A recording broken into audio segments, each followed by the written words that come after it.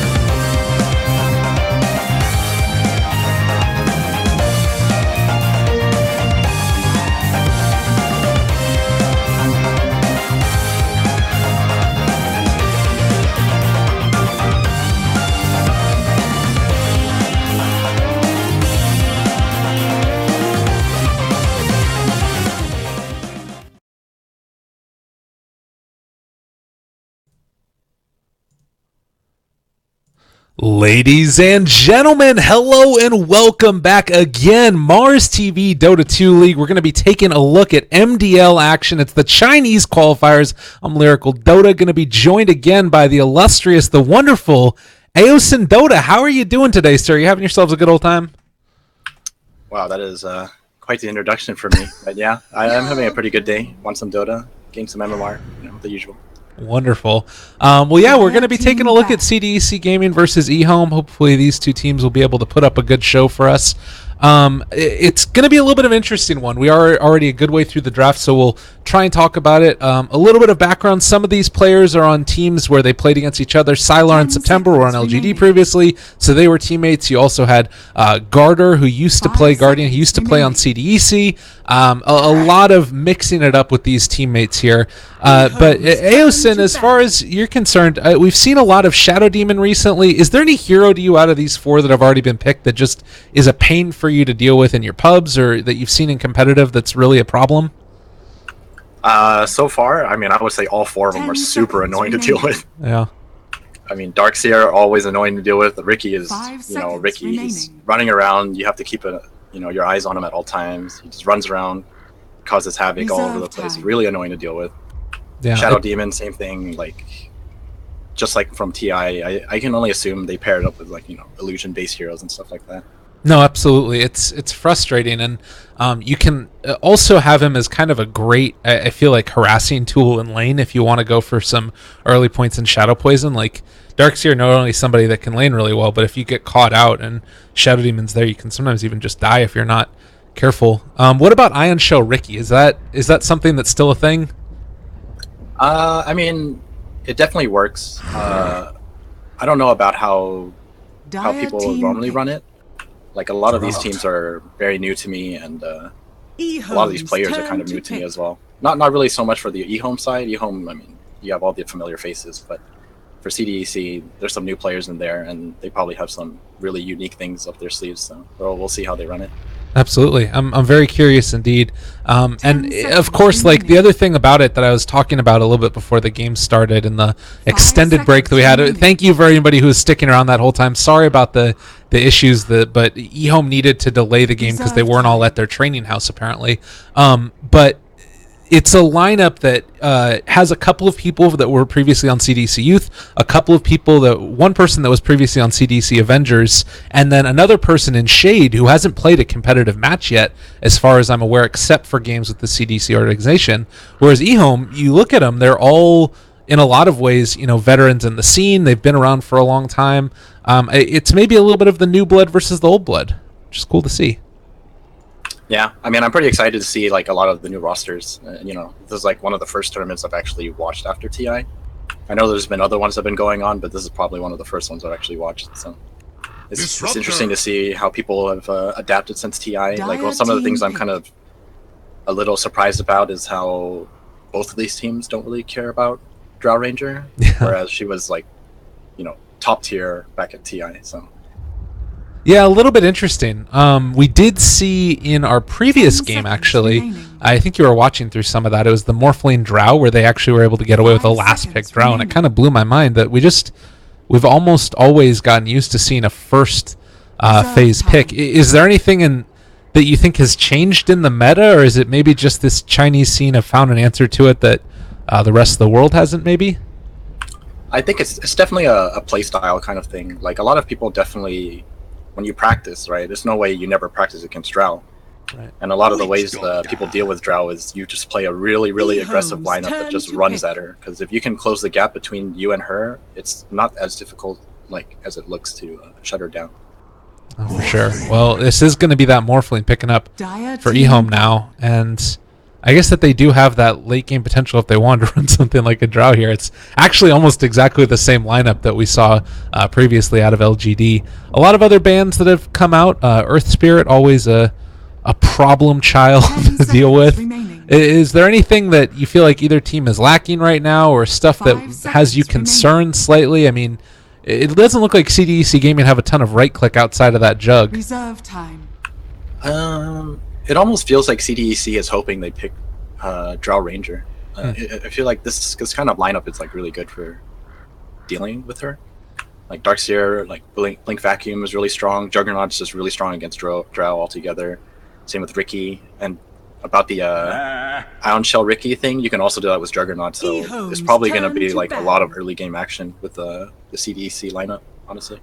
Okay, well, they definitely have the lineups to get the battle going early. And Juggernaut, he always feels like he's such a dynamic hero too. If you want to try and go for an early fighting type of build, particularly being accentuated by the Ion Shells that you were talking about there, or you can go for the more farming oriented style and just pick up, like we saw in the previous game, burning Vanguard into Battle Fury. That being said, they did lose that game, but it's an option, I guess. 5th ban Storm Spirit for CDEC Gaming. Might we see a Tinker around? I always feel like that's kind of one of the reasons you ban out a Storm. I wouldn't say exactly for this match. I think they just wanted to ban out the Storm because Storm's actually pretty good against their heroes. They don't really have any way of stopping him, realistically speaking. Like, if he can just zip around, there's really nothing you can do about it. So it's probably one of the reasons why they banned it now. Also because they probably know someone who plays it all the time on EHOME. Oh, right. That's a good call. Yeah, there might be a chance that somebody would have You know, that's the thing that's always tough too. A lot of the games that have been played recently haven't been played on tickets, so you can't look at Dota buff stats for ourselves. But teams in China would have an idea that, you know, one of those players was a strong Storm Spirit player. So we'll see. They actually take the Tinker for themselves. All right, EHOME doing it. Yeah, I think this is actually a really necessary pick for them because they don't really have any way of stopping pushes, and Tinker kind of fulfills that role. And yeah, like I said, they were just going for a really run at you kind of lineup, and Magnus kind of fulfills this. I feel. Well, interesting stuff. It does look like, and I'm adjusting our volume slightly as we get to give you a little bit more sound. That's going to be great. Oh, it's going to be so good. Guys, we're on top of it. Dota 2 is going to be played. Shade Magnus going to be coming in, and I'm assuming that this is an Empower engine, basically. Is that kind of just the main route he's going to be? I mean, that's what Magnus mostly is, the Empower Magnus. I mean, getting your ulti is obviously like super good, but that Empower is the main thing about it, and it's going to be really strong with the Darkseer working with it. I guess the other thing that I hadn't thought about, like, people have often been building Ricky in pubs at least to go for like the Battle Fury himself. Is it looks like I'm getting a little bit of perfect world lag. I might need to do a reconnect and have you do a little bit of Radio Dota, if you don't mind, real quickly, just to see if we miss any early kills. But I want to try and reconnect so that way we get the most perfectest Dota 2 experience ever. But that Battle Fury Ricky was something that you would see, and then you have Tricks of the Trade, which does damage to everybody in AoE. Like, if they get a Darkseer vacuum with a, you know, RP going and Tricks of the Trade, is that just like an instant kill almost? I mean, it's like going to be really strong, but this is a support Ricky, so okay, we're not going to see any of that kind of stuff. Right. Something you might have missed is that they both TP'd up top. Ricky and the Nyx Assassin both TP'd up top, and the Ricky was just standing on top of him the entire time. All of his wards are going to be dewarded right about now. Oh, it sucks. Sucks. Oh, yeah. And it is going to be a quick and easy takeaway. Very frustrating indeed, I'm sure. So early levels going into the... Well, actually, mainly early gold going into the pocket of the Witch Doctor. And, yeah, September doing his thing. I'm not too sure how this early game is going to play out. It's kind of interesting to see how CDEC wants to run this. Because they can't really do much about the Morphling later on, I feel, and the Tinker. Like, it's going to be kind of hard or kind of difficult to catch them once they get some items. So I'm kind of curious to see how CDEC plays out this early game, because I think they have to kind of build an advantage fairly early on if they want to win this in the later stages. Okay. Well, see if they can make that happen. And you're thinking that the onus is on CDEC to really come away ahead and into the mid game with winning those team fights as well. Yeah, pretty much. Like, I think if they don't get a good enough start, I feel like this game should be fairly easy to win for EHOME. Interesting here. We actually have September, who's sitting down in the offlane himself, and he's basically just going to be trying to soak up as much experience as possible, I guess, while you have the jungling June on the Darkseer in the jungle. Yeah, this is definitely a very good play, or a very good idea by them, because it's very hard for Darkseer to beat this tri-lane by himself. And as long as September like kind of deals with the sentries, there's really not much they can do about it. And by the time they do deal with it, like, he's already gone a couple levels better than them.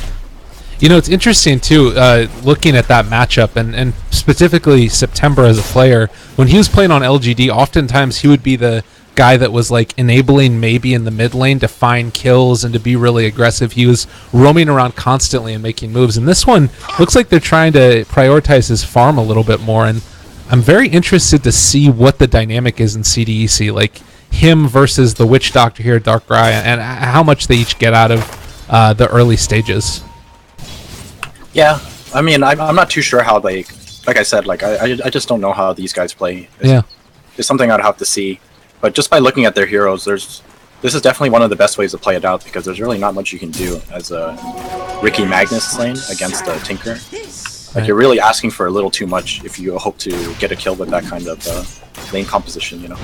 Oh, and speaking of kills, they might be in a little bit of trouble here. They are going to at least commit one TP, though. It's just the Ricky. They might have still been able to find the kill, even if Ricky TP'd in all the way. But this just feels like such a frustrating lane for Shade, as he's just continually being harassed out by the Tinker. Yeah, there's not much you can do as a Magnus. This is a really rough lane.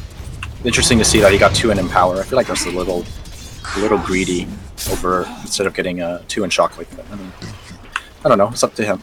We'll see how he plays it out.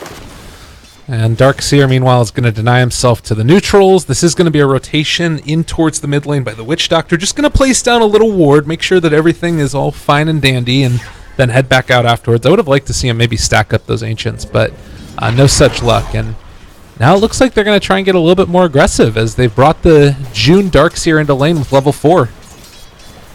Yeah, I think this is where that Ion Shell Ricky is going to come into play, like you mentioned. Because this is going to steamroll supports, since they're kind of just level 1 and 2. There's not much you can really do against it. Oh my goodness, and they're actually going to bring in a third as well. Witch Doctor making the rotation over. This is a really long where he actually drops his ward over. They're going to spot this movement in, though, and I don't know. Can they find kills here? It feels like with Shadow Demon in the area, they can always just disrupt and run away. They might. I don't think they'll definitely find kills. It's kind of difficult, but they'll definitely slow down Morphling's farm. They can definitely disrupt them and, you know, kind of pressure him with this. Because there's really no way EHOME can fight back against this. Yeah. Alright, well, a little bit of lag apparently on their side as well. Currently sitting at 335 ping, which is fine, because I don't need to actually play in this game, but we just get to watch it. Alright, so what do we need to be concerned about then? Like, is this rotation meant to try and find kills, or is it just meant to try and disrupt the farm a little bit more? It's just kind of trying to disrupt them. It keeps the supports down as well, because Magnus is having a really hard time already as it is, and if they were to rotate the supports over, Magnus is definitely just dead, like instantly, you know. So by doing this, they kind of keep the supports in check. They pressure Sylar a little bit. Okay. All the you know, the good stuff in the supports. So they're actually going to bring the Witch Doctor in towards mid, and Magnus has had enough of it. He's going Iron Talon jungle himself. Darkseer leaves it, and Magnus takes it over. So kind of interesting. We've seen the Iron Talon jungling offlane, but now you also have a mid laner. I don't know. Is this the right play? Is this okay? Oh yeah, for sure. This is definitely good. Because I mean, he's got 3 in Empower and an Iron Talon. He's gonna farm like pretty decently, and you getting early levels on your supports like this is like super useful. I mean, September is already level 4 on Ricky, you know. Yeah. And this is going to cause EHOME a lot of issues because their supports are only level 3. They're kind of tied down to this bottom lane because if they leave, this Darkseer can pretty much steamroll this Morphling. Well, a pretty good reaction so far. CDEC making all the right moves. They're actually going to keep the at least somewhat pressure on Old 11 in this top lane. Ricky does not want to go on him as of yet, but there's always that chance for Juggernaut to just go for a spin with 3 points in the Blade Fury, but you know, throws out an Impale and heads back the other direction. I think they're going to try to kill him here with the Witch Doctor. Alright, next Assassin. The wraparound is going to be there. They do spot out the Courier, though. Might be able to get the snatch if they want to. Instead, they're going to be going for the kill. There's the spin. He does not get off. Actually, his Spike Carapace there, it finally does come out, but he's going to die nonetheless. September draws first blood as Nyx Assassin was trying to TP home. So he doesn't have a TP to come back out either. Yeah, I mean, I guess it's not too big of a deal. The wave isn't exactly like pushing in that quickly or anything. It's okay. He just needs to get a 6 and then make things happen. Oh, Darkseer got killed.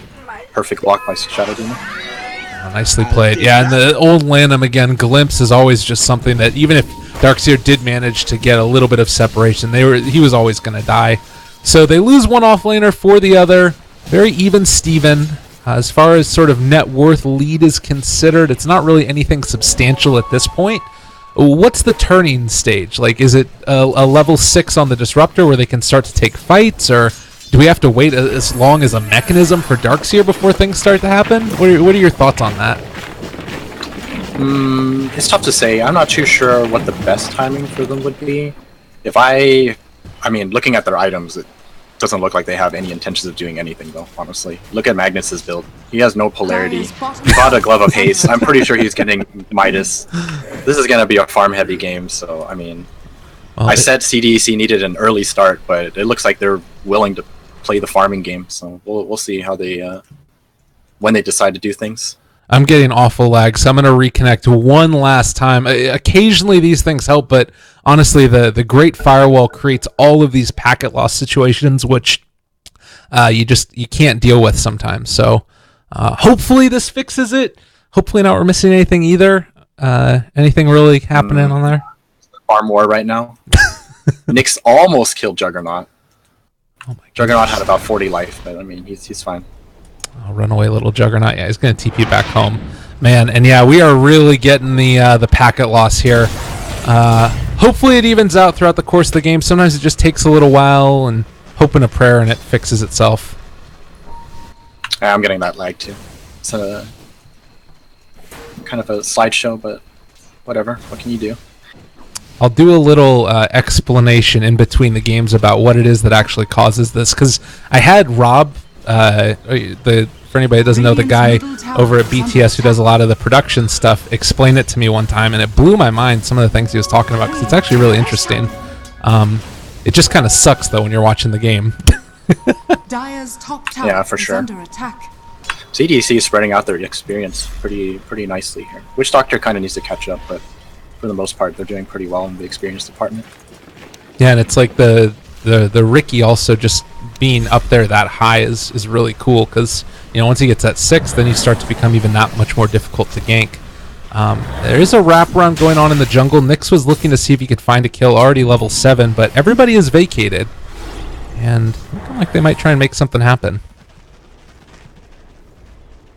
This is if Magnus is out of position, I feel like they could kill him because he has no skewer. Oh man, yeah. He went bottom instead.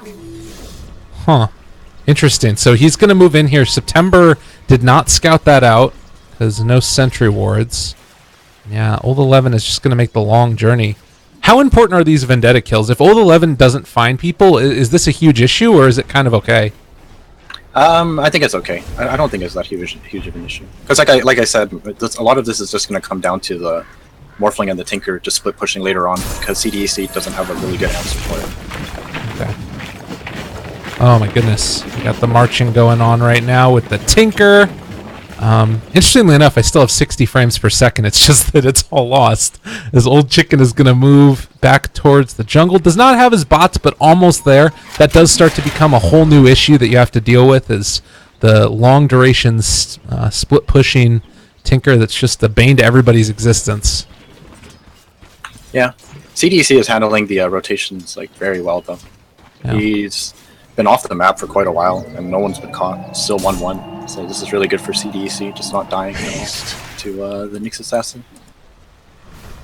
Well, Old 11 keeping it down there. Still no great movement. The other thing that we didn't talk about a ton is the whole dynamic with Nyx Assassin being able to go for like a spiked Carapace when there's an Ion Shell near him, and then you get like a nice easy Vendetta setup and Impale afterwards for a kill if you manage to find him. But smoke play along the top.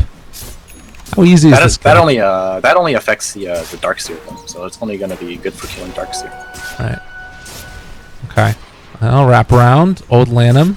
Not going to be super easy. Yeah, this should be a kill as long as they're able to push the wave under tower, which it is about to happen. And now September, as well as the Witch Doctor, reveal themselves. There's the silence. There's the Maledict. A couple quick right clicks, and he falls down. Witch Doctor gets the kill.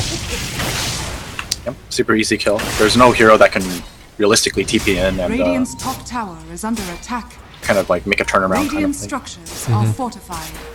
Man, Old 11 though is scouting. He spots that the Witch Doctor is here. Could look for an Impale setup. There is a push going on in the bottom lane, but with Tinker rotating in, they should be able to find a kill now. September is going to have to back away for the moment. Old 11 actually didn't opt to go onto the Witch Doctor, and so he's just going to be able to get a get out of jail free card here. I mean, I don't blame him. It's very, very difficult for him to kill him. He's definitely at a high risk of dying himself if he went for that kill. Well, now turns around. He gets the heal off. Dark Ride dropping low and is going to go down. Might end up being in a little bit of trouble. Chases there, silenced by September. The right click's trying to slow him. I can't see anything because my Dota literally won't load. Come on, China server. Did he kill him? Nope. Oh, he no. just waited out the skewer and he just TP'd out. Oh lordy, this is a struggle and a half. I actually haven't seen it this bad since like 3 or 4 months ago. All right, I'm gonna try one more time because I'm just the worst. Would you care to give us some radio? Pretty brutal how laggy it is. Right now, nothing's really happening. Everyone's just farming, as I expected. After they took that top tier 1 tower, everyone just backed away. All of CDEC is just farming again. September is just looking around, seeing what he can find out. Witch Doctor's level 6 now as well.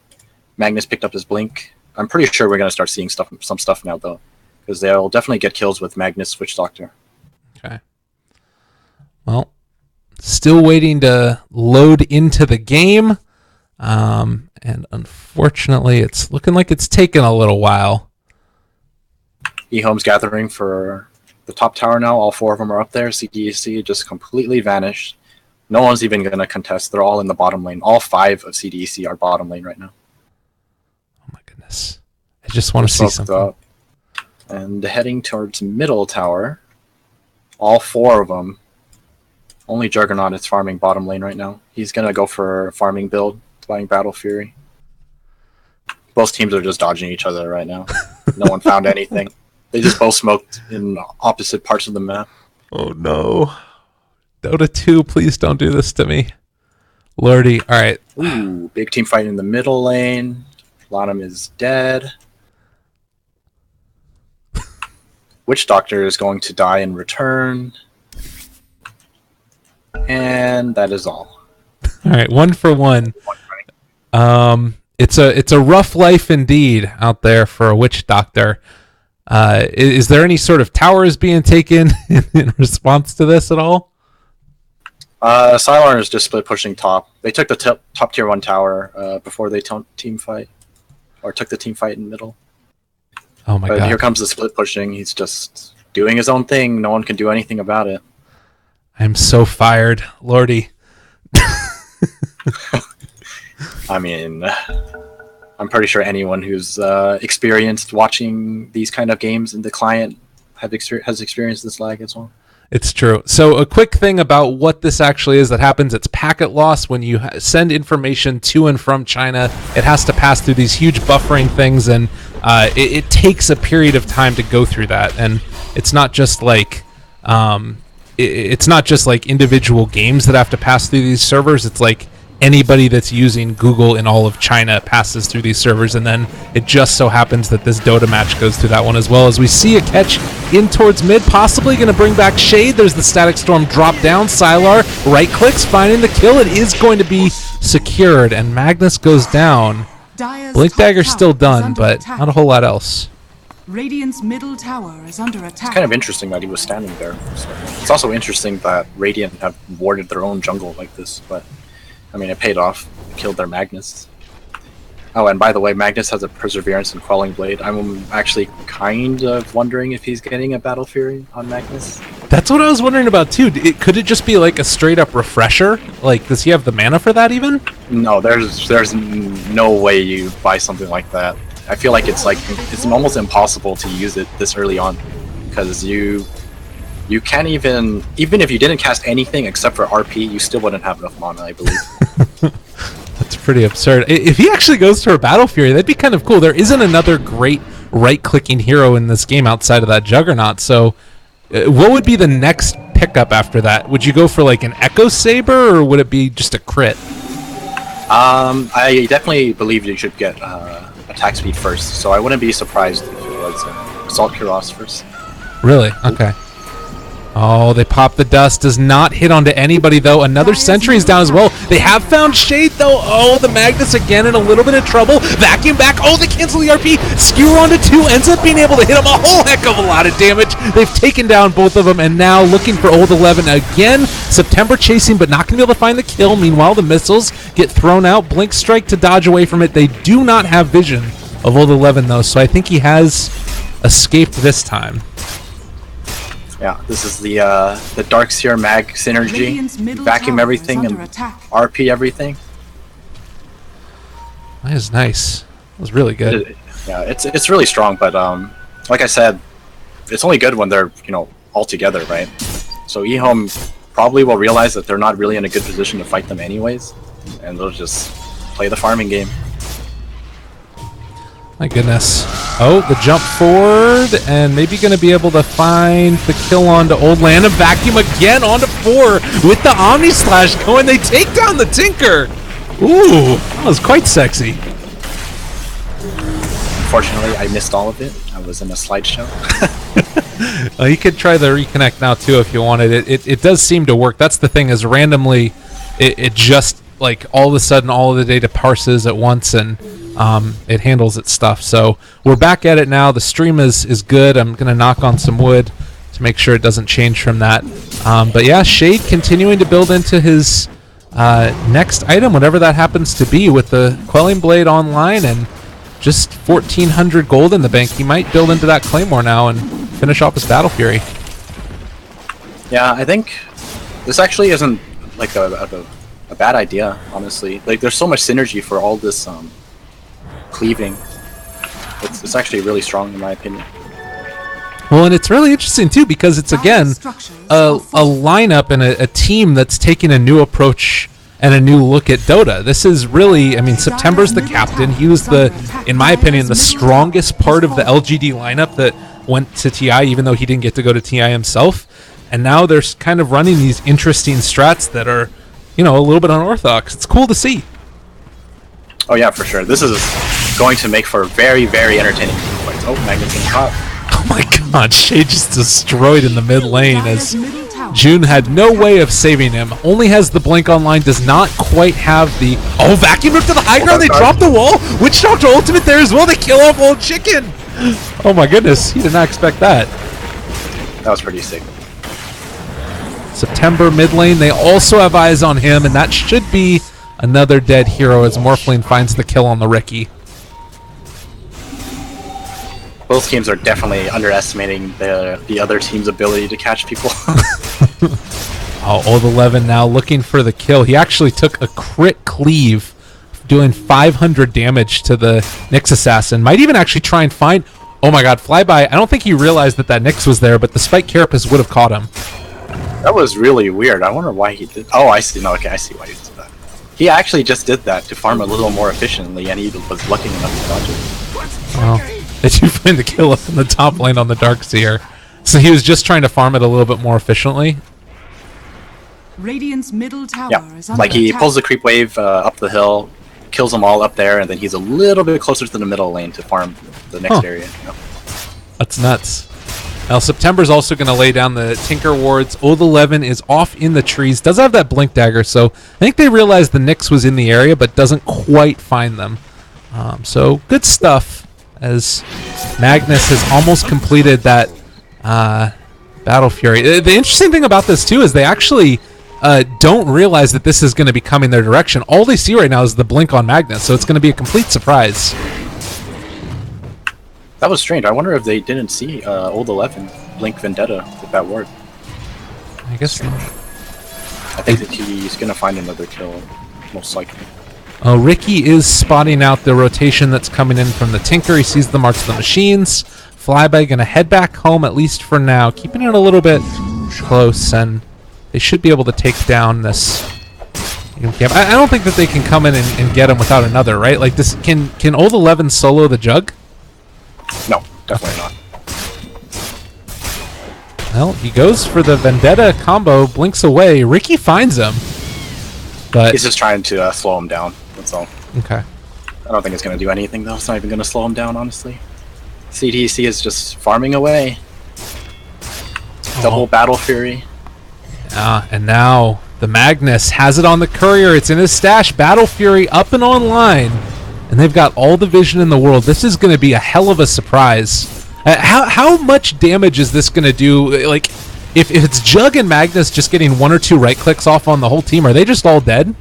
Oh yeah, for sure. But like I said, it's going to be really difficult for them because Sylar's getting to the point where he can split push lanes really safely. Nothing they can do about it. And he's about to get his E-Blade so he can just kill people who try to stop him. You know? Oh, he misses by careless. It's the second time. I'll double empower. There's a couple of heroes over in this area. They have eyes on Tinker. They realize he's in this area. They thought about it, but not going to actually go for him. Still setting up. And yeah, they do catch Flyby. Not going to get anybody else. Dust. really weird team fight. Yeah, I mean, they're just trying their best not to get caught right now. They're just waiting for someone to make a mistake. Oh, they've got Tinker, though. Old Chicken super dead. There's the skewer back. He's going to die. Oh, I'm surprised Shade didn't die there. Shade just got away for free. It's very lucky. It's really good for them. Maybe they'll take Roshan. Oh, definitely an option. I mean, if there's anybody that could fight around the Roche pit, it's definitely CDEC with this lineup they've got. Can just dismantle any attempt that EHOME has at coming and contesting. The thing about the CDEC lineup, I think, like I said, it's hard to stop the split pushing, but with all this cleave, while you can't stop the split push, you can easily push out lanes as well. Maybe even faster. Sylar TP's in towards the mid lane. Back behind them is going to be Old 11 on this Nyx Assassin. And yeah, you mentioned it. They can go back and clear out these creep waves. I like that little play. He creates the Jug replicate and then kills off the healing ward. Meanwhile, they're just backing up. Old 11 scouting to see if he can kill off this Witch Doctor. Dev has eyes on him, but I don't know. When's the point where we see a gem picked up by somebody? I would say fairly soon for CDEC. Is under attack. It just kind of depends on the positioning of the game. Oh, alright, Shade jumped on first. Morphling kills off the Ricky. Everybody on the side of EHOME is walking up. There's a big chance for a RP if they end up being able to find it. Not quite in spades, and Flyby kills off the Shadow Demon. Still fine for the moment. Tinker jumps forward. They throw out another adaptive strike, and that's going to be the glimpse back. Can they find the opening, though? It doesn't look like it. On the back side of it, the Nyx was keeping the Magnus out of the fight, and so they do end up making it a 2-for-2 trade. That was definitely a better trade for EHOME. I mean, CDEC lost their Jug, so it's definitely better for EHOME. Okay. This is where it gets kind of scary for CDEC. Like, they're so reliant on this combo, and I think EHOME realizes it, and all they have to do is disrupt the Magnus or the Darkseer. I think if you catch either one of them, it's really hard for CDEC to fight, because if you lose your vacuum, then you just kind of space out a little bit, and you don't have to worry about the polarity. If you get the Magnus, then even if a vacuum comes through, you don't have to worry about a follow-up. So all they have to do is disrupt one person, and then dismantle the rest of the team. See, this is one of those moments where I really wish that we had like Jack or somebody here, one of the translators, to talk to Shade, because this again is one of the guys who is basically comes out of nowhere. He hasn't played on any other professional team, and the first match that he shows up on a ticketed game, they have played a couple of matches before this, but it wasn't on the ticket. It's going to be with a Magnus Battle Fury, like it's a second item. So I'm not exactly sure what to think about it. It's pretty cool, though. I mean, to be fair, it might be just like a captain's decision of anything. Yeah. It might not even be like his own personal preference, They might have had something in mind. They wanted to play a farm-heavy lineup. They wanted to play a cleave-heavy lineup. And then all of a sudden you have a Battle Fury Magnus. Right. I'm with you. I mean, who knows? Maybe we end up seeing... It does look like he's going to be going for a BKB next. But there's always the chance that we could end up seeing an Aghanims come out for this guy. That was another thing that got changed a while ago, but I doubt it's going to be there. You never know, though. I mean, you might be right. Honestly, it's not bad here. They have some very good synergy with the Aghanims Scepter, because if you have a Scepter and everyone is permanently empowered, you have a Jug cleaving, you have a Mag cleaving, and you have a Ricky who cleaves. And Ricky only needs like a Diffusal, and you do quite a bit of damage with your ulti. So. Yeah. We'll see how it goes. BKB almost online. It does still feel, though, like it's this lineup that, you know, a Morphling and a Tinker in the late stages of this game. We saw in the previous series what a Nyx Assassin with an Aghanim Scepter can do once you start to get that farm level up. So I would be a little bit afraid if I was the EHOME, or rather the CDEC lineup. I guess you can just never feel comfortable if you're EHOME. There's always the chance that you could just throw the game. Yeah, I mean, like I said, CDEC is just really rely on this big combo, right? So even if they lose a team fight here and there, they lose a couple of towers, all these kind of things, like they'll always have that comeback potential because of that massive cleave. Oh, Shade. He might spot out. These guys are here. He's underneath the ward, though. Needs to be careful. Pops the RP. A couple quick hits. They're out of there. Shade doing the damage. Might be able to take a little bit more. Vacuum onto 2. Guardian taking it. Can Garter actually drop, though? He is going to fall. And just like that, 3 heroes are gone. Holy hell. That was good. Yo, that damage is no joke. What is that? So 200 damage. He's dealing... Yeah, tremendous amount. 300 damage when he's empowered. Just about when you start dealing in like the, you know, the cleave damage that's also being dealt, which ignores the armor. It's good stuff. Yep. And all of them are really squishy. None of them really buy items that kind of boost their health pool or their armor. So, I mean, half that roster is going to die in 3 hits to this Magnus. Yeah, I love it. Morphling? Oh, nice Glimmer Cape pulling him back. There's the silence. Pops the BKB, turns, but doesn't want to fight. He's just going to waveform away. Top lane, Juggernaut continues the split push. They're countering the split push with the Tinker and the Morphling. You were talking about it earlier, the cleave damage being able to just outspam tremendously. Yep, he went the Blink build too, so he can move down pretty quickly. Just a couple slices, takes apart an entire wave. Mag is able to do the same. So, I mean, they push out the lanes fairly quickly as well. Morphling isn't quite as big as he needs to be to do the whole split pushing thing as well. He doesn't really have the build for it as well either. He went for a really team fight oriented build with the BKB and the E-Blade. I've been seeing that as like the very defensive style too, where you can, you know, jump in and out of the team fight and not get caught. I guess that's the other thing that you do need to be a little bit concerned about is, I don't know. I mean, this isn't something that we've seen a ton with the Magnus Battle Fury, but as I'm looking at these net worths, Morphling's up there high, but Tinker's not necessarily caught up the most, and you compare like the Darkseer to the Nyx Assassin, Darkseer is really far ahead. I feel like they're really going into the late game with like a strong 3-core lineup. Oh yeah, for sure. I mean, like I said, double Battle Fury, you're going to have no issues farming into the late game. These guys are going to be huge, as long as they don't constantly die and all that kind of stuff. And they're just going to get a free Roshan here. The other team can't even stop them. And I think with this Aegis, they're more than capable of pushing high ground.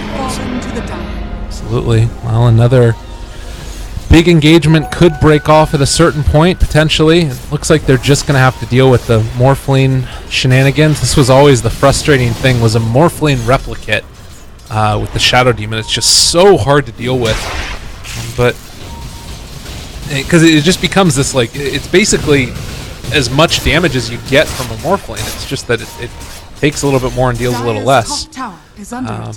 But yeah, EHOME not wanting to get caught out here. They're going to back out, and they really just can't take fights, I feel like. Yeah.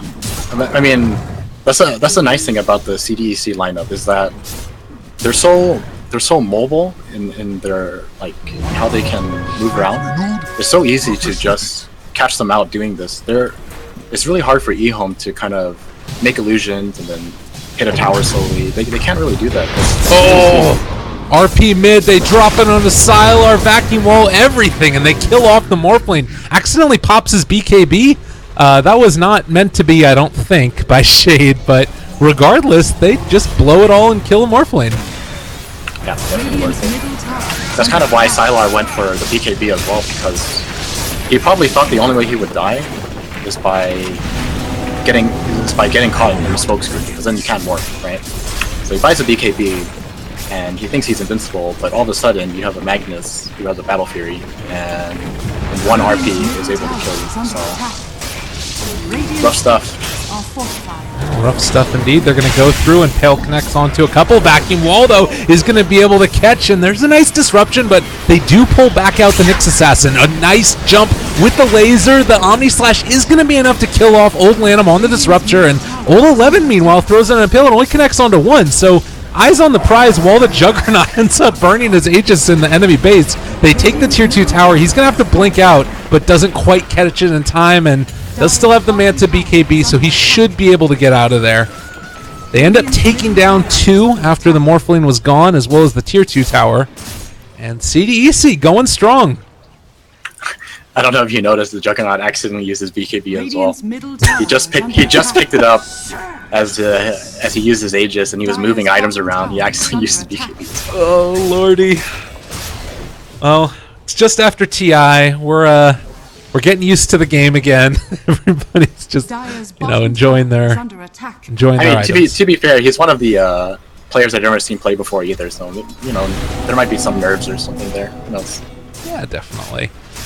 Yeah, he's let's see, who is that? That's Flyby. He's been around, not a ton of stuff. Oh, and there's the AC that you were talking about. So they do go back for that now after finishing off the BKB. I hate to put you on the spot with a minus armor cleave question, but it's something that always sort of boggles the mind, and it's also something that everybody flames incessantly if anybody gets it wrong. So if we don't want to talk about that, that's fine too. You're talking about whether or not the armor affects the cleave? Yeah. I don't think it does. I think it's just based on your primary target. So if you're hitting someone who's really squishy, you're going to be cleaving for quite a lot. There's nothing that's going to mitigate it other than the primary target. Alrighty, good stuff. Okay, they found the Witch Doctor. He's still alive, though. There's the Glimmer Cape. And now all of a sudden, Vacuum on to 3. Do they have the follow-up? There's Shadow Demon gone. There's the other one gone. Actually cancels his RP. One whiffs it completely. Old 11 doesn't get caught at all, and they can't kill off Sylar. They do manage to finish off, though. The Nyx Assassin, Gem on the ground. It's really just been a comedy of errors over the last couple of minutes. EHOME in particular has been bearing the brunt of it. I mean, like I said, it's just in Power Bot, you miss the RP, whatever. One vacuum hits 3 people, and that Jug just slices through everyone with one vacuum, and it was enough of a lockdown to kill everyone.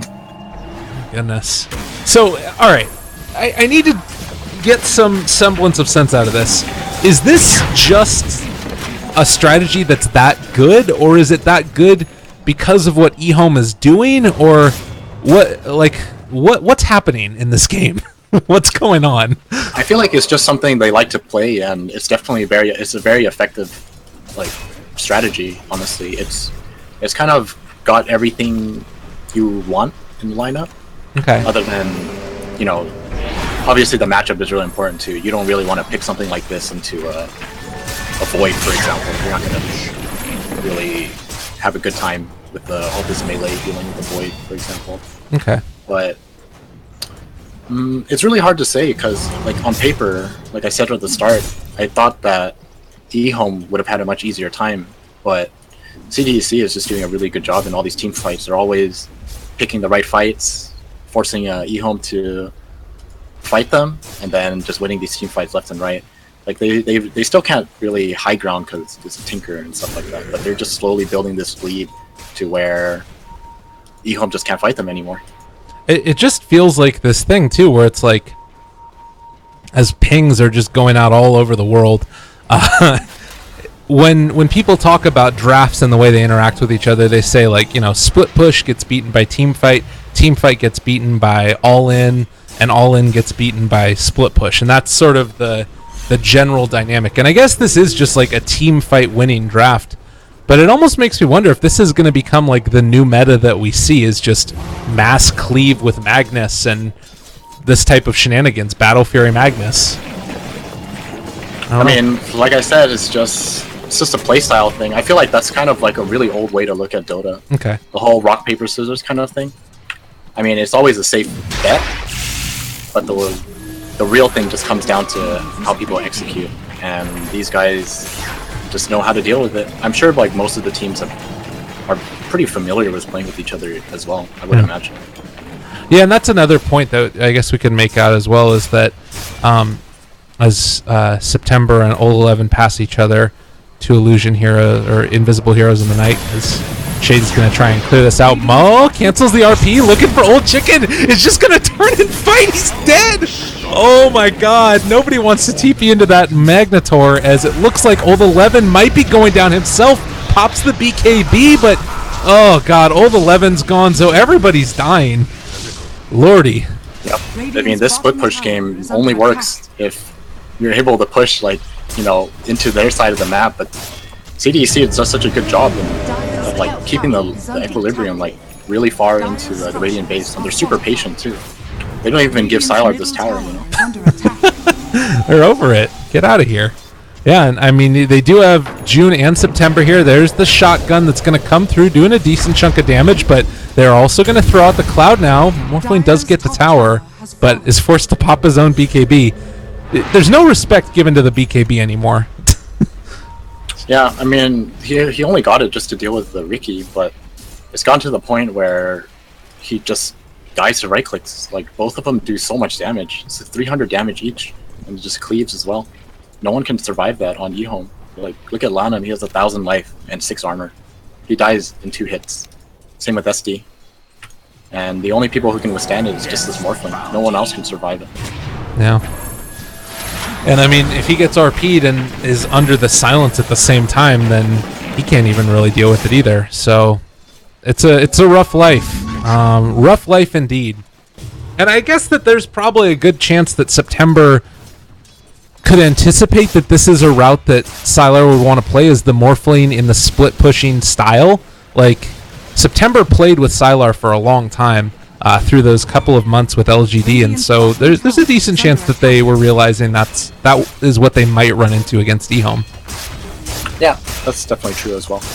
I'm almost certain they came in here with the plan. I'm sure, like I said, EHOME is, you know, a team with so many recognizable names. I'm pretty sure it's not that difficult to find all this material on, like, you know, for research and stuff like that. Yeah. Whereas CDEC, you have quite a few new faces and new item builds and whatnot. Oh my God, Old 11 just took about like a third of his damage just from one swipe from the Magnus. Misses the skewer going back the other direction. Actually, they call off the charge.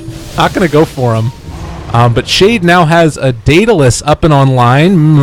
Looking for a big vacuum. They might be able to find it on the backside of this. There's the RP. Oh, he doesn't actually end up being able to find it at the end. Sylar is going to fall, and it looks like they might end up being able to take a little bit more off the back of it. Gardar does the little loop-de-loop wrap around. They do not kill off Old 11. They also don't get the Nyx. Nice little play there. Okay, this Magnus does some insane damage now when you pick up this Daedalus. This guy just crit for like 700 something damage. Oh, it's great. It's wonderful to see it when it actually works out. I mean, yeah, I mean, the numbers are almost up at 400 apiece right now. He just crit for 1,100 damage. Oh, Shade. Yep. It's really funny too, because this was like the old pub Magnus build, you know? Yeah. It wasn't until later on that people built him like in a very utility style kind of Magnus. You know, the Blink, Arcane, Force Staff, Refresher, and all of a sudden you have this Magnus who just goes the old 1v5 pub build. Oh, it's beautiful to watch, indeed. They do jump forward, looking for anything at all. Can they find a vacuum? Can they find a crit? If either of those things happens, it feels like it could be over. They actually, they pop the BKB and drop the Static Storm for that, but June, he's just going to be able to walk away. Oh, I can't believe that happened. Jumping forward, trying to see if they can find Old 11. Not going to be able to do it. They do throw out the Purge onto the Magnus, but he's going to be out of there. I think they do bring him back in again in a little bit of trouble. There's going to be the Morphling shotgun and 1,000 gold going into that pocket of the Morph. Can they find anything more? It doesn't look like it. Going to slow down Sylar as well with the smoke cloud and then blink away with Riki. That was really good by CDEC. They just hit the building, stand behind the healing ward. If EHOME doesn't go in, there's nothing they can do to stop it. As it turns out, rough. This is really rough for EHOME. I don't even know how they fight into this, because the only way you can fight is by, you know, getting close enough to cast stuff, and that range is pretty much prime range for a blink vacuum, and then you just die. Yeah. So I gotta ask you, gonna try out some Magnus Battle Fury in your pubs now? No, thank you. Oh man, don't even. I hope not many people are watching this. Holy crap. I really hope so. This has been great to watch. I love it. I'm definitely going to do it, and then I'm going to get reported, which is fine. That's great. It's wonderful. Shadow Demon Illusion's going to get made. This is the old problems, and Sylar still does a heck of a lot of damage. The problem is you do have a lot of heroes that can jump in for an initiation. You just need to wait for that Magnus to come back up and online. This is an insane amount of damage coming out of Sylar too, though. I guess, yeah. I guess they're confident in waiting for this Magnus to come out, so they're just gonna wait for it before they do anything. Pretty sure EHOME's gonna run away before that happens. So. I mean, he has the buyback available, but only 5 seconds left. They could go for a big initiation. There's the jump forward. They do have a wall and vacuum to use if they want to go for it. Pull Sylar back in, but he's still alive. Gets Glimmer Cape and is just going to be able to wait for him out. They only lose the tier 3 tower. Yep, as expected. I mean, they definitely know they're not in a position to fight this, so the moment Magnus is back, they just run away. Man, cool stuff all around. You love to see it. So if you're this Magnus, what's the next big thing? Do you try and double down on your damage, or do you just sort of like go for something that'll allow you to get those big RPs easier, like a Force Staff? At this point, he's pretty much ready to end the game. The only things you go for now are Boost of Travel and Moonshard. Yeah. Okay. Oh my god, September. He's getting set up. Can they find the big initiation? They're looking for it. Vacuum, where are you? Oh, I just want it one time. Give it to me. Old Lenham's going to get dropped down. They do get the Omni Slash onto 2. Eliminated. Flybys out of there. Old Lenham should die as well.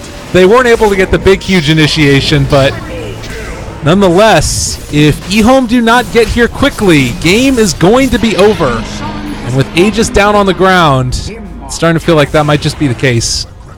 I mean, they don't. The carries don't even need the Aegis at this point. I'm pretty sure they're ready to all in at this point as well, because Juggernaut has enough for buyback. He has Boost of Travel, so it's almost like he has an Aegis. And same with Magnus. Yeah, Magnus is the same. Has Boost of Travel, has enough for buyback. You can die and buy back and come back to the team fight if they want to. So can you think about trying to all in if you're EHOME, or do you just have to keep doing the split push game? You have to wait for your moment. There's no way you can all in at this point. I mean, it's not even time for them to all in yet. Okay. They can still definitely defend high ground because you have a Tinker for that. All right. Well, we'll see if they can make that happen. Sylar is being scouted out. They could think about jumping on this. They break the Lincolns, end up being able to find him. Again, in a lot of trouble. He got his BKB off so he can switch over to Strength Form, but it doesn't matter. It's just too much damage coming out from this Magnus. He actually almost made it out. Almost. He got bashed one more time maybe because he was jumping to his replicate, but unfortunately he got bashed. So. That hurts. Hurts a lot. I guess the Jug does have that Abyssal Blade. Could have used it if he wanted to, but decided to play a little bit more risky business, and maybe they can use it again now to take high ground. No, he did use it, but okay. There was nothing else to break his Lincoln, so the Lincolns just blocked the... Oh, okay, I gotcha. I'm with you. This is why we got you here, man. You're here to correct the shenanigans that I say. It's not a big one. I'm here for you. Well, buyback status, Morphling does not have it. 44 seconds with no Sylar in this one. And Flyby, meantime, is just going to keep on hitting away at this tower. Needs to be a little bit careful. Doesn't want to get caught. Manta style, jump forward, looking for the initiation. Can they find it? Shade still does have another jump if he wants to. Ends up backing out. 30 seconds until RP is up and online. They are going to glimpse back the mag, but he just pops BKB, turns, hits the tower, and EHOME can only look on in dismay as their buildings are falling. This Juggernaut healing ward is actually single-handedly winning this. Well, I wouldn't say single-handedly winning this game, but it's making this push so easy. They don't have to worry about the Tinker output. Oh, jump forward, Old Chicken, silence the disruption, keeping him alive for the moment. Old Lanham is there as well. They can think about going back in. Are we going to see another big play? I don't even think they need it at this point. They're just turning on to their heads. Sylar takes the Omni Slash to the dome. Oh, they cancel it. They cancel the Blink of Shade, and now they're all cut. They're doing so much damage. The Tinker's killing them all. Sylar gets a double. Chasing after June now. Can they actually kill him? Trying to find the body blocks in an instant with one really great Disruptor ulti. They turn the fight around. Oh no! I think CDEC got a little bit too cocky there. They actually don't have megas. That's a 10,000 gold swing in an instant. And just like that, if they, well, I don't know. It's still a hard road to actually try and turn this back around. It is a very hard road still, even with that much of a gold swing. You have to remember that CDEC is like 30,000 gold ahead and 40,000 EXP ahead, so even with that team fight one, they're still super far behind. Oh man, what a what a nice little combo. We've been talking all about these great initiations that can come out from CDEC, but the biggest one, you know, you've got the EHOME jump as they have. Oh, misses the impale in September. Oh, it hurts. It hurts. TPing in. Oh, there's the ulti, and he does finally fall. But yeah, the Disruptor Static Storm with Tinker stuff. Okay, I just have to point out there that why? See, this is why I said they were getting a little cocky. September could have easily dropped one of his gems, but he decided I'm gonna hold 2 gems, and then gets caught out and loses both of them. Oh, That's like a very, very big loss for them. All right, well, the barracks are starting to fall a little bit. They do have vision in the midst of all of this. They need to be careful, EHOME, to not overextend.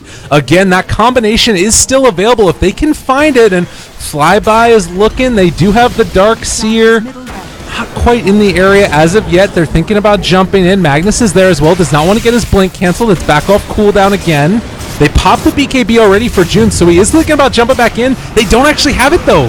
No other vacuum can come out. They get the disruption on Old 11 to keep him alive. He is going to run back away. There's the Witch Doctor ultimate coming in. Omni Slash connections. Oh, it switches over to the creep wave, though, and not going to be able to catch him. That should be enough to kill off Old Chicken. He does end up falling. Buyback immediately by Disruptor and the Tinker going in on top of Sylar. Can they find another pick here? If they can get another kill, which they have found, Flyby, this might be enough. He goes for the Manta style. There's the laser rod, and he ends up falling. That's actually Juggernaut gone with no buyback for 5 minutes. Yeah, what is happening? I don't understand. They're just getting caught like nonstop. September just walked up to their other team when he knows he just dropped 2 gems and he dies instantly. They don't have a Ricky to fight with. No one casts like anything. There's still an RP available. And, like nothing was casted. Like, they're actually going to lose like this?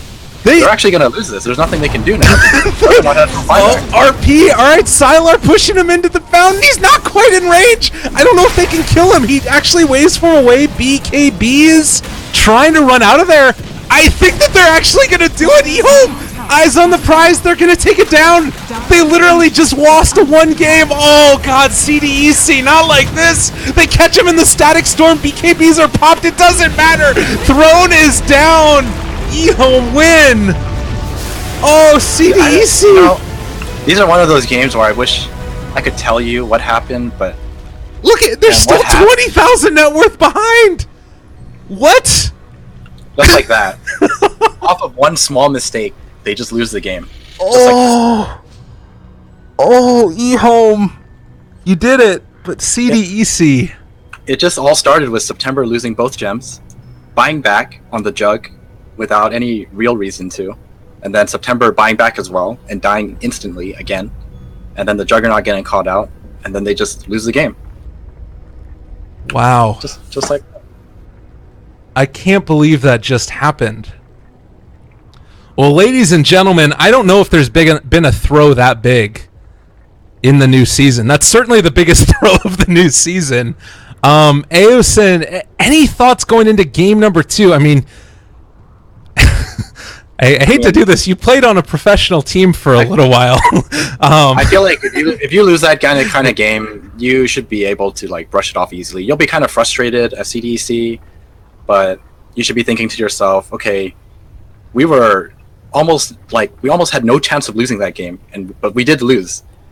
But next game, let's just do the same thing, except let's not throw, and then we'll be fine. All right. Well, ladies and gentlemen, we're going to be back in a second with game number 2. Flabbergasted and out of words is where we're sitting. Hope that you guys enjoyed EHOME Take It in a spectacular comeback. And that was a 33,000 net worth where they came back from that far behind. That might be one of the biggest comebacks in history. I'm not sure. But yeah, we'll be back in a little bit. Again, Lyrical Dota as well as Aosin. Follow us on Twitter if you feel so inclined, but make sure to keep following the Chinese qualifiers for MDL. See you guys in a bit.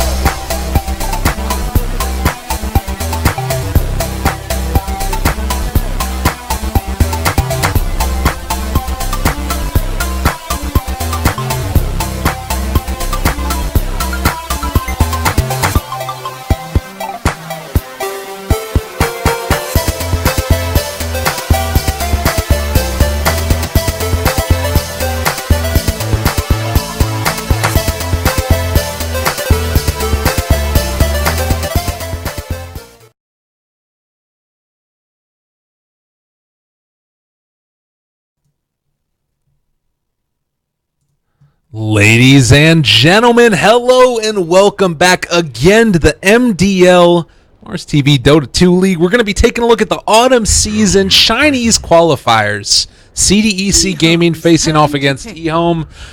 There were some shenanigans in the last game. I'm Lyrical Dota, joined as well by Aosin. Can you encapsulate what sort of happened in the last game, or just bring some semblance of order to our lives? 10 seconds I feel like remaining. last game should not have happened like that. I can tell you that much. Seconds And I remaining. think CDEC just got a little too overconfident in their lead. They got really cocky when Reserve they time. took almost all of the racks, and then EHOME just snowballed on them and ended the game just like that. Oh man, and Radiant now team they take the first pick OD, which is a little bit surprising to me. Again, maybe it's something where they've scrimmed against each other. They know this is something they need to be concerned about. It might have been banned out actually in the last game, if I'm not mistaken, in the first phase too. So maybe this is a shade hero that he's 10 very seconds comfortable with or remaining. something. But the answer is ET Drow Ranger, and EHOME's turn to I mean, how do you feel? We talked a little bit about it not showing up in the last game, but how do you feel? Where is Drow Ranger right now as a hero? I think she's still incredibly strong. I think this is more of a blocking pick more than anything, because I think Radiant team when you see that OD come out like as a first pick, it wouldn't be all that surprising for it to be a Drow to be a second pick if you don't take it, because it just makes that middle lane that impossible to win, you know? Yeah, no, definitely. And also having a Kunkka in there who's, now become much more about like, a hero that roams in towards the mid, finds an X, finds a torrent, and then ends up being able to get a kill.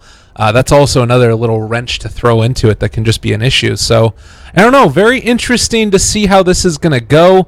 What are your thoughts as far as the way this affects the other lanes?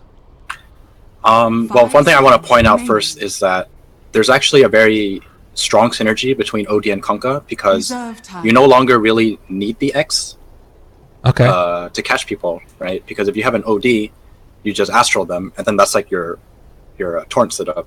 So you can actually output more damage in the early game with the Kunkka, because you can just put everything into torrent and Tidebringer, and then you can do that Lon M build where you just build an armlet and you have like a support who does a bunch of damage, that kind of thing.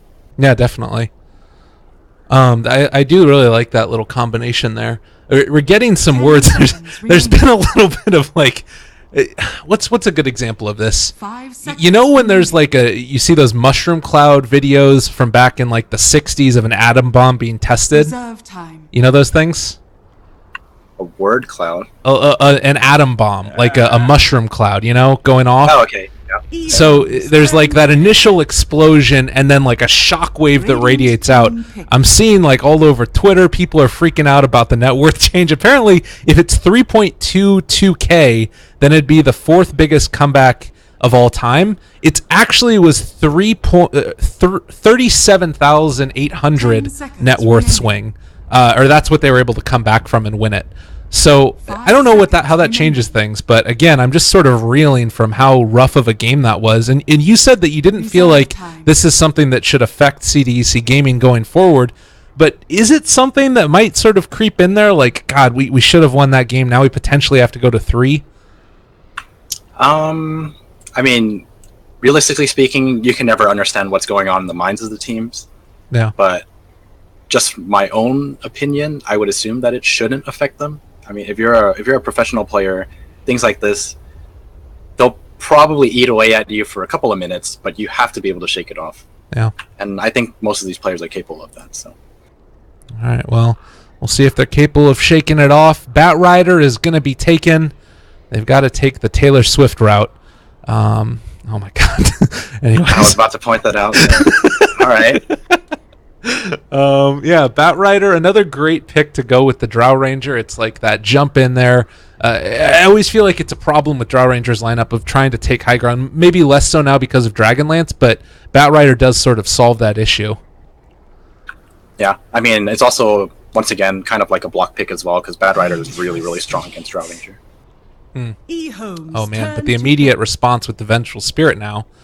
Kind of interesting there. It sort of counters out some of that initiation. They had the soft counter with the Kunkka X, which is, I think, a little bit more difficult to pull off if you can get the X 10 pullback as seconds Bat Rider remaining. goes on somebody, but Venge is much more that, like, strong answer. 5 seconds Does this mean that you're going to try and play Bat Rider as more of like a lane winner as opposed to just being sort of Reserve that time. blink lasso, machine or whatever? I mean, I feel like Bad Rider is already kind of at that point, anyways, for quite a while. Even like people have always been picking Venge and Oracle to deal with Bat Rider, but like the way people play it now, Pick.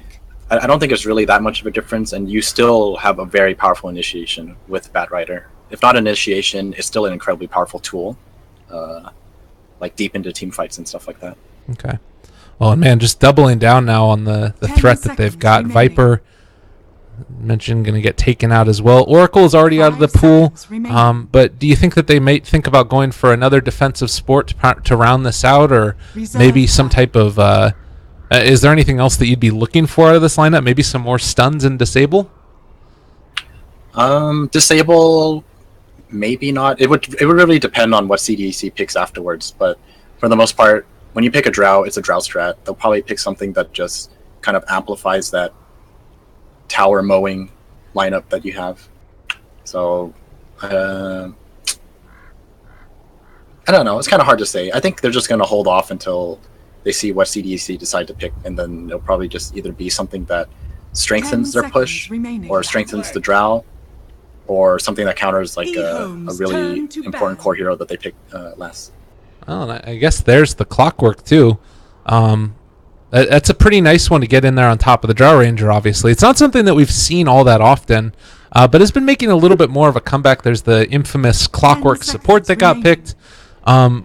What is it about the hero that sort of 5 made it seconds back into the remaining. meta? Is it just like the changes to Blade Mail, or what's your thought on this hero as in general? Reserve time. I mean, so like I said from last game, Drow Radiant Ranger team is ban. really strong hero, but people like to deal with it by just getting up in their Radiant face. team pick. Clockwork's one of those heroes that just gets up right into your face. You hook, you cog, everyone has to move in or get them out, kind of thing, Yeah. Okay.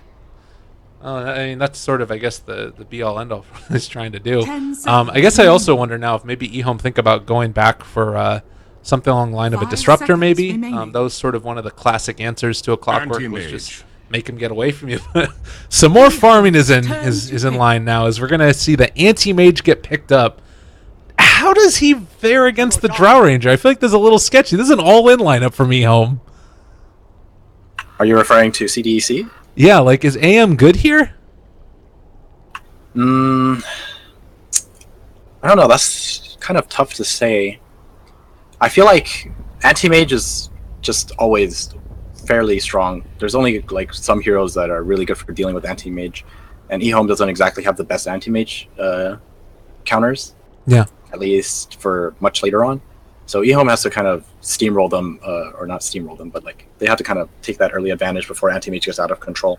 Otherwise, it's going to be a little hard for them to deal with later. Yeah. But overall, I think anti-mage is fine here. It's not bad at all. Okay. You just can't. You're not really the one who kills Viper. You kill everyone else. OD is the one who deals with Viper for the most part. 10 seconds All right. remaining. And does the Shadow Shaman sort of create some more issues too? I mean, there's 5 obviously the seconds wards that he remaining. drops down, but you've also got some pretty good disable. Yeah, but like I said, their last pick would either be something that strengthens Prepare the Drow for lineup, battle. or something that counters their last pick. But I mean, they had the last pick instead, so they just decided to kind of strengthen that push. You can drop wards, you got arrows hitting it, buildings and stuff like that. Like, stuff is going to die really quickly. And Shadow Shaman is like actually a really good pick here too, because he does have that disable. So he's like a very versatile pick here. Yeah. Well, good stuff. We do see June heading out right at the start of this. We'll get spotted by the Drow, I think. They are right within the smoke breaking range, but no great way to actually and no ward on the clockwork. So maybe they think that it's already been dropped or something. Regardless, though, it's going to be a pretty clean escape there. Yeah, I mean, they definitely have to assume that he dropped something, but it was just a sentry to block the camp, so it's 30 not a big deal. seconds to battle. I'm sure they'll find that ward really quickly once they try to pull and stuff like that. All right, well, awesome possum. Game number 2, EHOME facing off against CDEC. Old 11 will find himself a nice little tasty observer ward and should build into, as he did get this one placed down earlier. And actually he's immediately pinged out, so I think they realize where he's at. They probably will deward that one as well. It's kind of interesting. You buy some observer wards to feed them away to your opponents. I mean, you have to place them. I mean, if they don't get dewarded, these things are the most powerful things in the game. Yeah. But warding is really difficult in high-level Dota. Like, people just get sucked into these habits, right? You place them in similar locations all the time, and people just figure it out. Then it becomes like a guessing game, you know? Yeah. Well, this is going to be Venge trying to make sure that the range creep obviously does not get sent out first above all the other ones. Mid lane, it's going to be a Viper versus an OD. Kind of an interesting matchup, too. Both heroes, I think, are kind of known as that just lane-winning hero. Is there one that you kind of like above the other one in this matchup? I think Viper is much stronger here. Okay. Especially because he has Drow armor, aura, so he should definitely win this lane. It will be a tough one indeed. And then Clockwork having to deal with the Drow, also a bit of a struggle. While Lanham is going to do as many of these stacks as he possibly can. Doesn't quite manage to hit that one, unfortunately. And that's a bit of a dual offlane here. ET and Batrider. I guess if Garter does manage to hit like a really nice Echo Stomp, you can just stack up the sticky napalms, I guess. I mean, that's like a really difficult setup. Okay. For the most part, like a lot of teams like to kind of just send their support with the offlaner when they know it's like not that strong of a tri-lane, and then he just protects the offlaner until he gets a couple levels in, and then he can just do his own thing from then on because they can't really kill him anymore. Gotcha. I might try and one reconnect. It did end up working out for us last time around. I'm getting a little bit of packet loss, so if we happen to miss anything early on, just let us know what we ended up missing, and we'll be back in 1 second. Anything really exciting going on so far? Nah, everyone's just farming. Like I mentioned, now that Batrider got level 2, Garter just left the lane. He's stacking camps and stuff like that. He's just moving around trying to get information because it's really hard for him to kill the Batrider. Kunkka just picked up an Invis rune, though, so they might try again here, I think. Yep, and they're going on Ol 11 now. Goes a stun. He misses a torrent, though, so they just have to back away. All right, and we're back in the game. Sorry about that one, everybody, but want to make sure you get the highest possible Dota 2 quality experience as you can. Bottom lane, Vengeful Spirit getting gone upon by Old 11 is going to end up dying. First blood going the way of the Batrider. And meanwhile, Flyby is going to take a little bit of harassment himself. God, I love Batrider puns. That was a really unfortunate miss. You missed the torrent combo. I think it's kind of sketchy anyways, though. I think even if they hit that combo, they wouldn't have killed him. Well, it's definitely looking like this early game is going heavily into the favor of EHOME. If you're CDEC at this point, like, is there anything you can really do to try and make this easier on yourself? Do you just need to try and get your levels and then team fight your way out of a deficit, or what's your thought here? I mean, they have some really strong ganking heroes. They can definitely make some moves happen, like, relatively soon. I feel like that's what they should be doing anyways. You can gank the mid lane with that OD Kunkka combo, but Garda's in mid right now, so it's kind of hard for them to do that. But you can even go into the top lane. If both the supports smoke up to top, it's a fairly easy kill with the Clockwork. It's one cog, or no, you don't even need the cog, honestly. You just walk up and stun someone with a smoke, and it's like a free kill.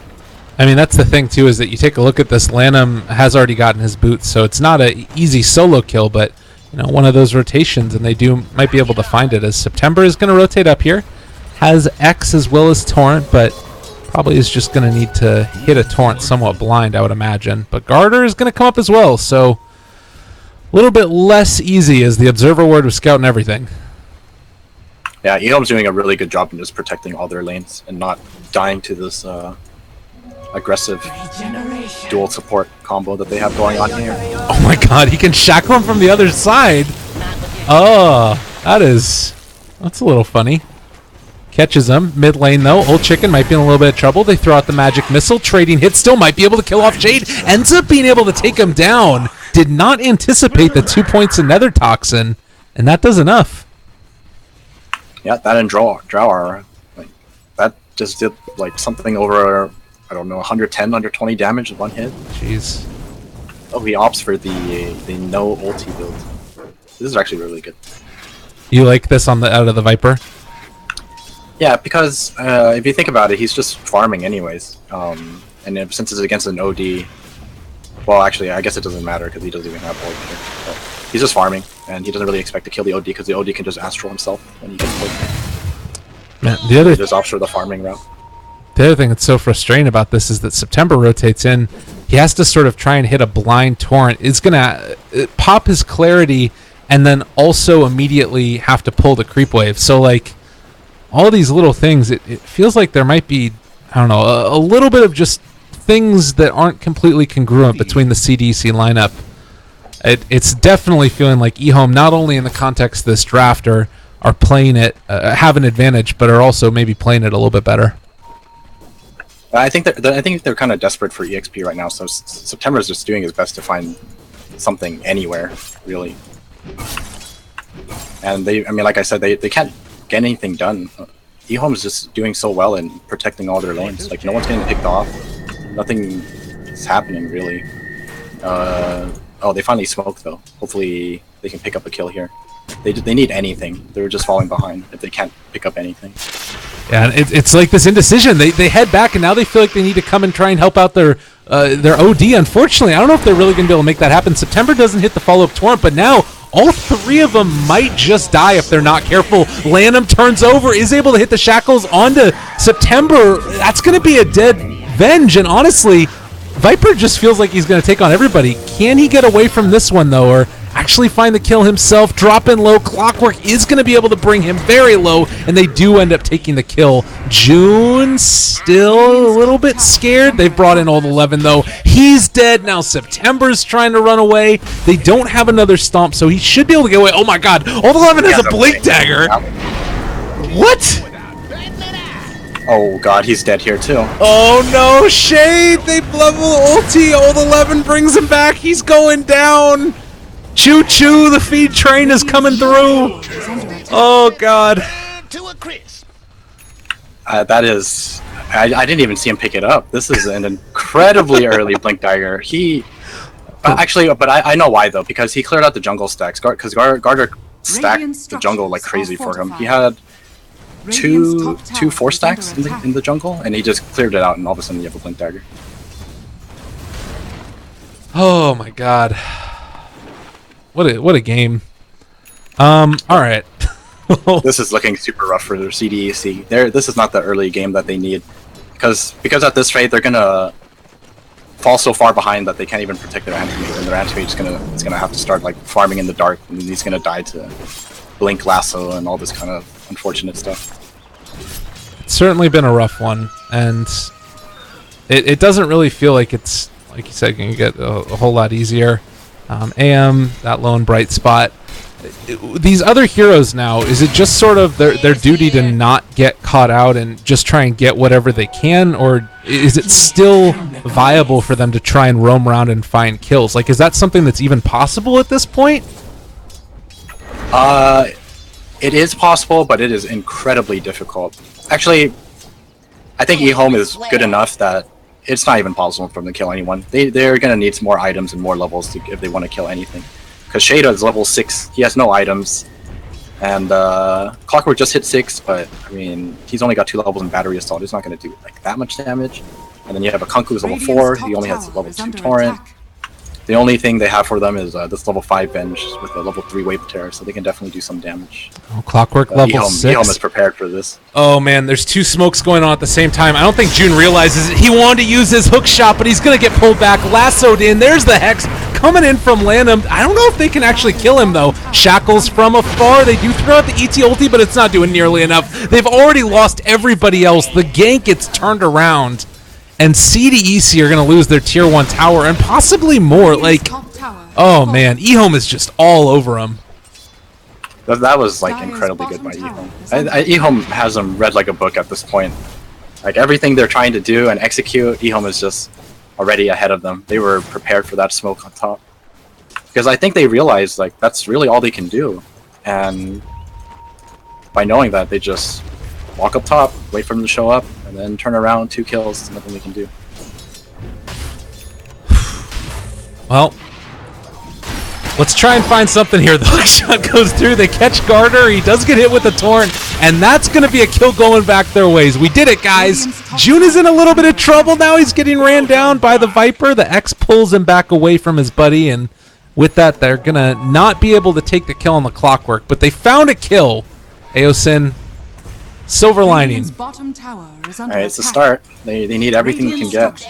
This Bat Rider is getting out of control, though. It's 10 minutes in. He almost has his 4th staff. And Venge isn't even 6 yet. Your Bat Rider counter isn't even ready to counter anyone, so... Yeah. With this, 12-minute 4 staff, I'm pretty sure they can just take the rest of the tier 1s and then probably do Rosh with Shadow Shaman wards and all that kind of good stuff. Is there any chance that you end up seeing, like, I don't know, something else funky out of the Bat Rider, like drums instead, or you think 4 staff's the better option? As we actually see a bit of a battle down bottom, Boat's going to come through, Sylar's still alive for the moment, turning it back around, June in trouble, is he going to die? It looks like that is indeed going to be the case, trying to chase down this Vengeful Spirit in a whole heck of a lot of trouble, and they are going to be able to bring her down. Snakes dropped in the bottom lane, and the tower is also going to fall. Radiant's bottom tower top? is under attack. They're going after Flyby. They catch him again. That's the lasso down. They have the stomp coming through, and he's going to die too. Anti-Mage goes down. Unstoppable streak. Old 11, 6-0. Oh, that was sick. Did you see that? That was so perfectly executed. they literally chain stunned him to near perfection. Like, he couldn't even blink at any point because the flame break was timed perfectly and the stomp and all that kind of good stuff. That was sick. Oh my god! And Old 11. Nothing is going. Nothing. he's actually going back for the boots of travel right now. He wants to be everywhere, just causing havoc. He's just, they're so farmed, and this lineup is going to take advantage. All right, let's say that CDEC manages to like hold out this game for a while. Late game, can they deal with what EHOME is throwing their way? Are they like going to be able to fight at any point in this game? It's looking more and more impossible against the Drow lineup, because in order to fight against the Drow lineup, you kind of have to be somewhat even. Otherwise, once he kind of gets his items and stuff like that, your entire team just gets 3-shotted, and then like how do you fight at that point? Oh, swap back. Trying to kill off the Viper. That was an initiation that came out. I don't think it was quite nearly enough damage. June is going to get disrupted for the moment inside that Astral, but it probably is only going to delay the inevitable as he's going to start to get beaten down. Bat Rider is there. Oh, just a second off on that flame break. Old 11 wanted it. Radiant's middle tower. The old men are taking advantage of the CDEC lineup. Yeah, they're just running him over now. You didn't even need to use wards. They got a tower out of it. They won the team fight anyways. Oh my god. Shade. Oh no, he's going to get hexed. He's going to get stomped. Everything leveled against him, and that is going to be another kill going the way of Old Lanham. 13 minutes in. It's really starting to feel like a high ground could be soon in sight. Yeah, well, I don't think they're going to do it that soon, but they have so many other objectives that they can take right now. They're in no rush. They can play this patiently. They take the outer towers, they can take Roshan, they can just build up this enormous lead. And it's only 13 minutes in. And then all of a sudden, oh god, June's dead for sure. Oh god, they swap him back out. He's still stuck over there. The boat's going to come through, does a decent chunk of damage. And they do keep their Clockwork alive. So, alright, they're making things happen. It's worth thinking about too. We did just have one of the biggest comebacks in the history of Dota 2. It's 10,000 net worth lead at 14 minutes. I'm struggling to try and find some bright spot here for CDEC. Well, yeah, I have nothing for you. This is looking super hard for them. Oh.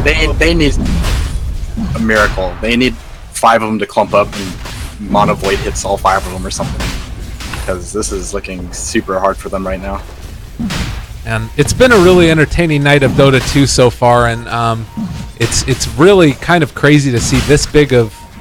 I mean, it does sort of feel like this is a bit of what the draft of EHOME is supposed to be doing, but do you feel like EHOME are also outplaying them, or is this just sort of natural? Sure. Okay. They're definitely outplaying them right now. But... Oh gosh, Shady's dead. Yeah, he's gonzo. They're going to throw in another boat. It doesn't really hit. It got a range creep, but OD is gonzo, and now maybe going to be able to find a little bit more. Old 11 jumps forward. They do throw out the magic missile, but still eyes on the side of CDEC. They can go after this bench if they want. They have a clockwork cogs that are going out the other direction. They found Sylar doing a decent chunk of damage. Flamebreak catching on the several. Guardian is in here as well. They did kill off that Drow Ranger. 420 gold going the direction of the AM, starting to chase down June. He is going to be able to push back that Bat Rider with the cogs. Urn is going to be dropped down as well, and they do finally kill off the clock. So they found one, but it came at the cost of, I mean, ostensibly 2-ish. It was rough. Yeah, but I mean, that's still much better than what they could have hoped for. I mean, they need everything. Even if it's at the cost of 2 heroes, that's still worth it for them. It gives their anti-mage a little more time to farm. I mean, he does have a Battle Fury, so he's going to be catching up really quickly, assuming he doesn't die. I mean, like I said earlier, CDEC definitely have a chance. Like, jokes aside, it's going to be super hard for them, but they can do it with this lineup. Okay. They just have to make sure anti-mage doesn't die. He needs to catch up. Once he has like Manta, and I'm pretty sure he has to buy BKB as well, then they could potentially take a team fight. But until then, like, have to stop dying, and they have to... I don't even think they need to make pickoffs happen, but they have to stop dying. Okay. Well, and it's really rough too. Like, he has a DD right there, but no form of sustain really in lane either, so it kind of feels like he can't even go for any of that. He's going for a straight Manta style, I believe, which is, you know... Well, like, normally you'd see a Vanguard or a Vlad's or something on the AM, but it feels like he has to come online that much quicker, and it's a tough one. I mean, another reason is just that it's a little bit safer, because getting gusted is a very easy way to die as an anti-mage at this stage of the game. So if he gets a matchup just a little bit quicker, then it just helps him survive that much earlier. Well, 17 minutes in, and wards have been dropped on this bottom lane. AM is pushing in the mid-tier 1 tower, so things are sort of starting to happen. They have caught on to Sylar. Oh, the Hex, though. Lanham catches him. They're going to be able to Astral, but pull back out Shade. He doesn't have any way to stay out of that one now. June gets pushed back by the Flame Break. There's the Shackles from Lanham, and it looks like Kunkka's going to go down as well. No way to stop it. Boat gets thrown, but it's to no avail. This is going to be Barracks going down, and GG gets called. 17 minutes, 30 seconds. Yeah, there's just nothing they can do about it. You drop the wards, and then if you don't touch the wards, you lose your buildings. But the moment you try to fight, you get a Blink Lasso going on, you get disabled. Like, Lana was on top of that. He knew the hook was coming. He got Hex instantly, and then the whole team just collapses because you can't walk into that when you're that far behind. Well, it's a rough life indeed. EHOME end up taking it 2-0 after a really innovative draft from CDEC starting it off, and that means that they're going to face off the two old teams going up against each other. It's LGD.Forever Young, the Zhao 8 squad, with facing off against Old Lanham and his buds on the EHOME side. I've been Lyrical, he's been Aosin. Any final thoughts about this series or what we've seen tonight at all? Well, after seeing that series, I guess I was wrong about CDEC. Maybe they were just thrown off by that first game. I mean, I don't know. That was a huge stomping, so hopefully they kind of brush this series off and show up to play Dota again. Yeah, sometime soon. Whatever their next one is. Just a little bit of a look-see for you guys out there as to what's going to be coming up tonight. There is still one more best of 3 that's going to occur. It's the winner of lower bracket A versus the winner of lower bracket B, which is, of course, LGD.Forever Young, facing off against EHOME, and then the winner of that series, which is going to finish off tonight, is going to play the loser of IG Vitality and Vici Gaming J, the Jeremy Lin team. So I think that's going to do it for us, though. Hades is going to take over at this point because it's currently 5 in the morning, and I think Asen and I have to go to bed. But yeah, thank you guys so much for tuning in. Thank you, Asen, for co-casting, and thank you, MDL, for being awesome and bringing us some Chinese qualifiers. I think that'll just about do it. Thanks for having me. Adios, everybody.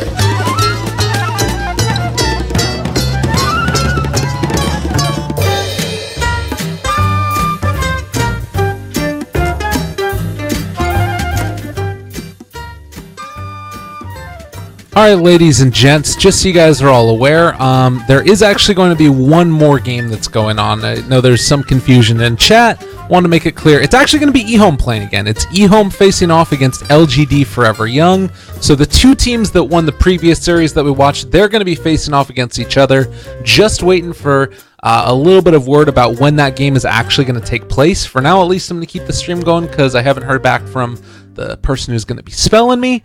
Hopefully we find out about some stuff soon, and I will see you guys in a bit. Adios. But yeah, EHOME versus LGD.Forever Young. That's what's up next.